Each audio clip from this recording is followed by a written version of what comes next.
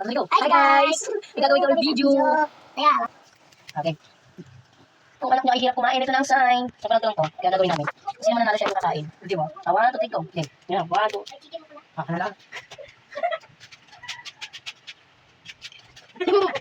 Okay, bilis. Bato, bato, pick. Oh, talo ka akong kain. Talo mo. Magawa yun. Okay, bato, bato, pick. Talo ka akong kain. Talo lang siya makain. Pagkanta niya mo gusto. Uy, ito po. Okay, bato, bato, pick. Game, game. Bato, bato, pick. Bato, bato, pick. Bato, bato, pick. Bato, bato, pick. Ano, may mo? Oh, talo ka. Game. Ano may mga? 1, 2, 3. Okay. Panalo ko, tapos. Nalilito pa.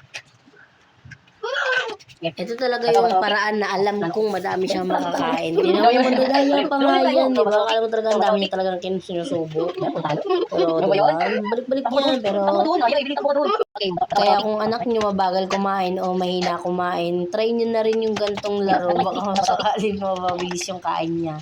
Yung tipong busog na siya, nag-i-enjoy pa siya. Di ba?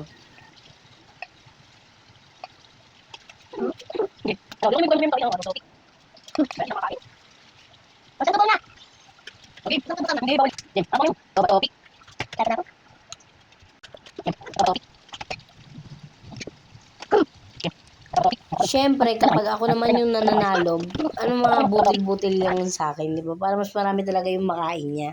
Nakakatawa pala yung larong ganito. At kung tatanungin nyo po bakit ang bilis namin bumalik, yung labas lang po yung tinatakbuhan namin dito.